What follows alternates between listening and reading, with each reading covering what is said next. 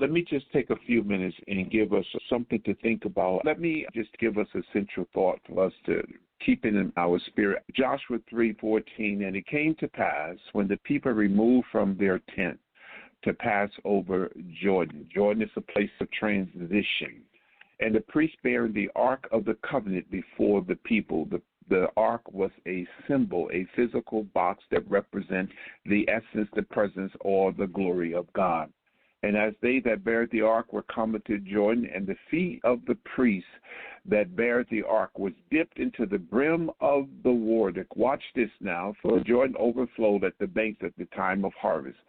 That the water came down from above, stood and rose up upon and heaped very far from the city of Adam. This was a city roughly about 30 miles away from where they crossed over to Jordan. So in essence, the water rolled all the way back to Adam, the place where the mess started, the place where the breach was, the place where the disobedience took place. So God said, before I transition you into your new season, I don't want you to take anything from the old into the new. From the city of Adam that is beside Veritan. And those that came down toward the sea, the plain, even the salt sea fell and were cut off. And the people passed over right against Jericho. Verse 17, the priest that bare the ark of the covenant of the Lord stood firm. Stand your ground on dry ground in the midst of Jordan. And all the Israelites passed over on dry ground until the people were passed clean over Jordan. Chapter 5, verse 8, and it came to pass, when they had done circumcising all the people, that they abode in their place in the camp till they were whole or healed.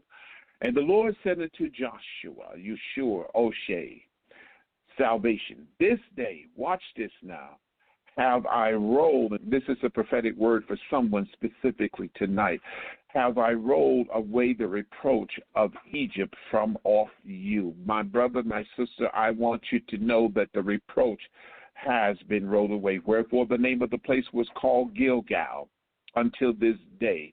And the children of Israel encamped in Gilgal, hang out to a place, in that place where God has rolled the reproach away, and kept the Passover on the 14th day of the month in the plains of Jericho. And I just want us to keep in the back of our mind, is your time, my brother, it's our time together to cross over. It's time to cross over. Now, the old rabbis used to say it this way: it was easier for God to take Israel out of Egypt than it was for him to get Egypt out of Israel. Sometimes, my brothers and sisters, we can be in a place so long that we think that's the norm.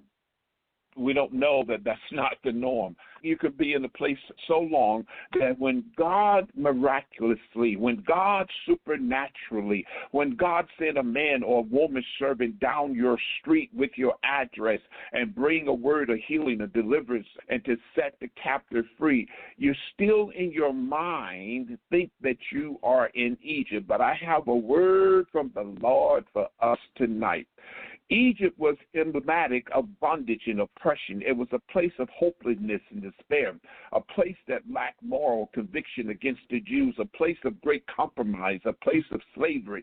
And I want to say to each and every one of you tonight, he whom the Son has made free is free indeed, that you are no longer in Egypt. What we must do individually and collectively is to rid the mind of the Egyptian, the mind of slavery, the mind of lack from our thinking process. We're dealing with the power of the spoken word. You have to change your vocabulary. You change the way you decree and declare a thing. Because sometimes you can be down so long that when you begin to be set free, when you're lifted out of that place that you once were in, when God sent the excavator and they lift you up and bring you out, you still have that mindset. And so we want to thank God for peace that surpasses all understanding, that the people of God will not regress into that old place in the name of the Lord Jesus, who is called the Christ. Don't go back into bondage, back into that dead way of thinking.